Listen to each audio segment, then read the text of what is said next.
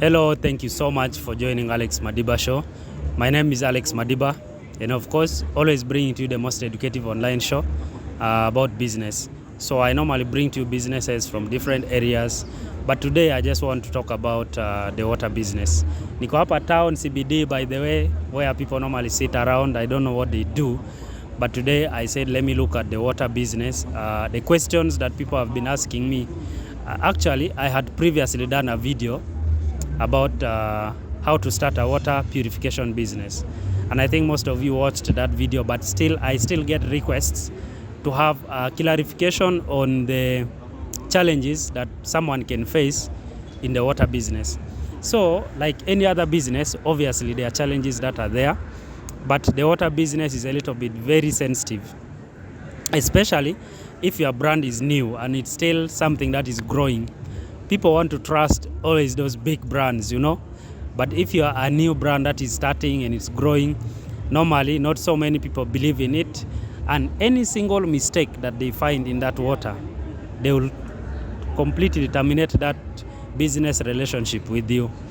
They would rather find an impurity in these famous brands, but when they find it in a new brand, they will say, this is not a good brand, don't buy water from there, and start like that.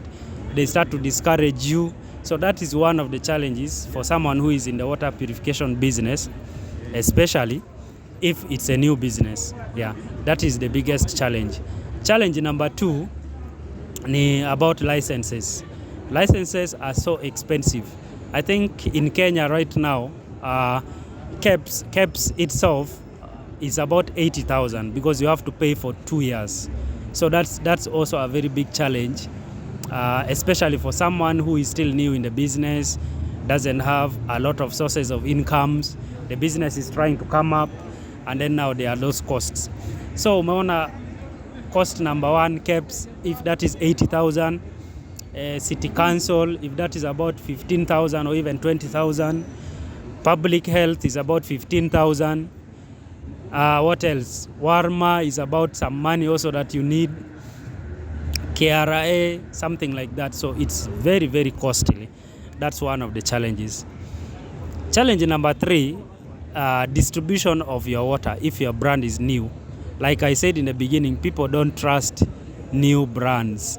They always want to chill with the big boys up there. So if you are the little boy, you are coming with your new brand, people always discard. They don't believe in the product, that it's a good product. They don't believe in anything about what you say. But yes, being that it's a challenge, ensure that your product is really good. If it's the water that you're selling, ensure that it has passed through the right purification channel, so that whatever you display to the market, whatever you sell to the market, attracts the attention of people, because people care about quality more than the name sometimes. So even if you are a new brand, and I say that's a challenge, ensure that your water is good, so that nobody can get any excuses here and there. The other challenge obviously you have is the cost of rent in that business. Yeah, so sometimes in the water business you need a strategic shop. What do I mean by strategic shop? I mean a shop that is well located on the roadside. People can easily get off matatus if you are not driving and access that shop easily to get the product. So unapata, if it's on the road, it's normally expensive. So you find that if your business is still new and you're struggling, paying that rent becomes a bit of challenge to you. Yeah. Then the other challenge is having the right staff in you to run the business. So like any other business, you need the right staff who will focus on how that product will reach the market, on how the production people in the production department can be able to produce the right water without messing it up. Because once people find a single impurity or a single issue with their product, with their water, you are gone. So government should also try and make operation very favorable to young brands. I understand why these costs are expensive. Actually, last time I tried to interact with one of the government people on why there are so many licenses for water. I tried to inquire, and the person tells me, Alex, if we don't charge high fees, you're going to attract many fake producers in the market. So precisely, the aim of charging high is presumed to be to wipe out those people who are unable to produce the best product in the market. Because they say if you can't pay for the licenses, then you can't manage the business. So precisely that's why there are many licenses that are being paid, licenses that you must get. Yeah, but it's a challenge to us when we are starting businesses, of course. Then, of course, breaking even in that business is also not easy. You need distribution.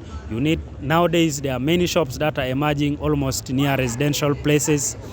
So sometimes if you are starting and you don't have motorbikes, you don't have a car for delivery, you find that reaching your product to the clients becomes a big challenge. Then the other challenge is a truck. What do I call the stainless trucks? These trucks that have stainless tanks. These that transport water from point A to point B. So if you have one shop here and the other shop is about 10 kilometers away, then you need a truck to deliver that water from here, from point A to point B. Buying that truck is at an extra cost. Not everybody can afford that. So that's a bit of challenge, of course. The other challenge is if you don't have an accounting system, it's a big challenge to manage your sales. So guys, always feel free to call me if you can't find the right information. You can always call me or come to Rongai. By the way, visit any shop of Alexa drinking water. You'll find us in Rongai. We have not yet gone to some parts of Kenya, but it's in plans. You can find us in Rongai, of course, Apo Taskis, ama you can find us at Total, ama Exciting, ama Ngoroi, places like that. There are shops there. So feel free to contact me or even to comment on this video and tell me what you have not understood about the water business. But today I've only focused on the challenges. There are many other issues that you would like to know. So thank you so much for joining Alex Madiba Show. I remain Alex Madiba, your host, and will always bring to you the message that you want, that you desire for you to be able to start up or for you to be able to improve your water business. Thank you so much and enjoy your time wherever you are. Bye-bye.